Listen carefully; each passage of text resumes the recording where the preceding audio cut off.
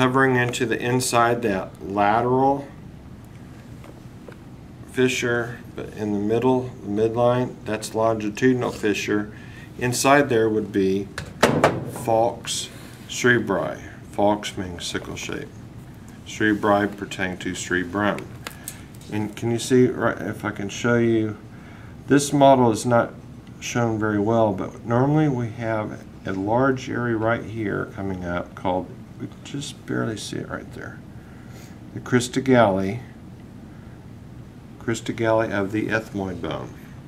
That's where this anchors. In between the dura mater and the pia mater, there's a thin spider-like membrane that would be a small covering these gyri and sulci called arachnoid matter, kind of like spider web. There's a potential space between the arachnoid matter and the pia mater, and that's called your subarachnoid space, which would be basically this little small space right in between there. This is where that cerebral spinal fluid is flowing, around the brain, around the spinal cord. It is also flowing within the ventricles.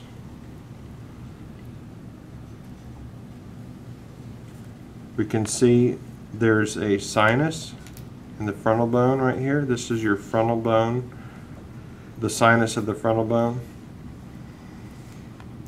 Right here is our sphenoidal sinus.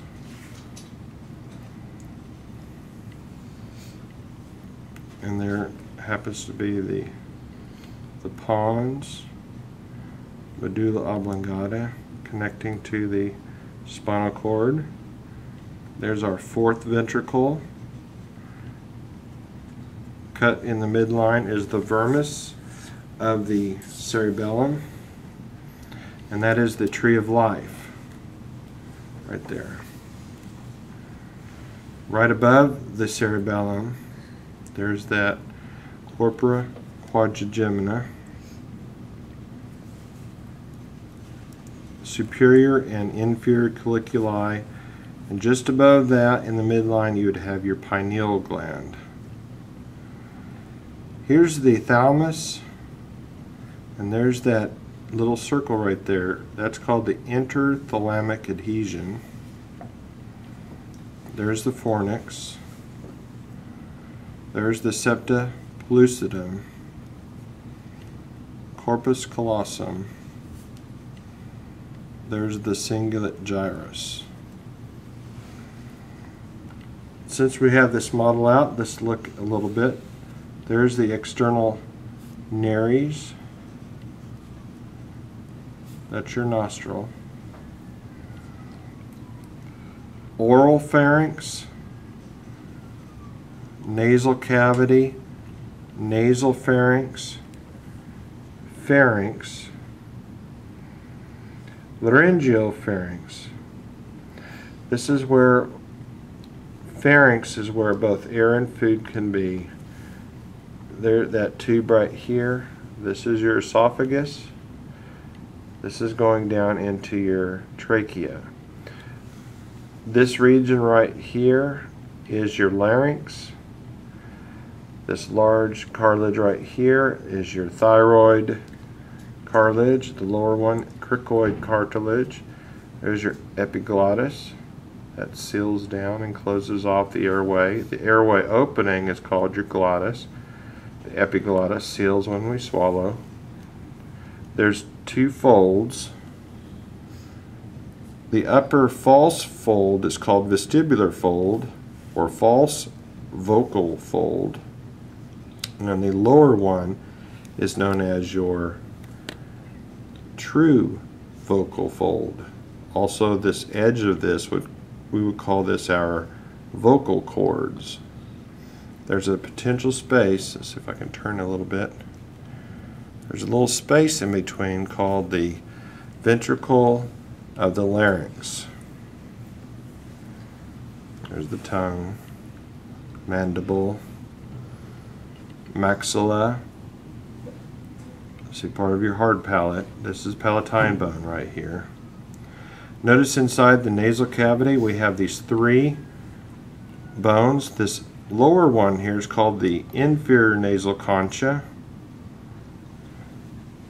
These two right here, middle and superior nasal concha, is part of the ethmoid bone. These are what they call the turbines loosely. These are what swirls the air, helps moisten and humidify so when we breathe. And if we look closely up in the nasal pharynx, there's the uvula, that little punching bag at the back of your throat. But back here off to the lateral aspect, we can see there's an opening. This is the opening of your eustachian tube, also known as auditory tube.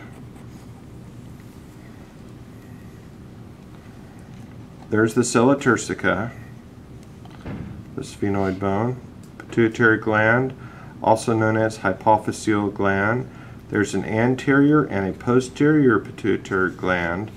Anterior, with 6 hormones, is known as your adenohypophyseal gland, and the posterior is known as your neurohypophyseal gland.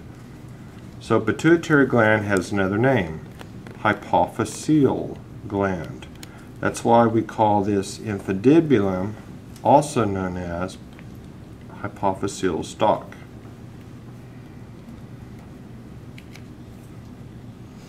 Mammary body is this little area right here. So you have optic chiasm, which is right here, infundibulum, mammary body. This is where suckling reflex is. This region right here is the hypothalamus, this lower area right here. Hypothalamus connects to the pituitary gland via infundibulum or hypophyseal stalk. Sella turcica, Turkish saddle. This is the dorsum sellae. There's also a little bit of dura mater that helps hold this pituitary gland called the diaphragm sellae. It holds this in place. There's also a fold covering over the cerebellum of a fold of dura mater known as the tentorum cerebelli. There's a small sickle-shaped midline fold of dura mater right here. It's not very thick. We call that the falx cerebelli. And once again, the large area that would lay right in the center here is called the falx cerebri. And this is, I'm going to have to end it right here. The next section, I'll go over the eye and the ear.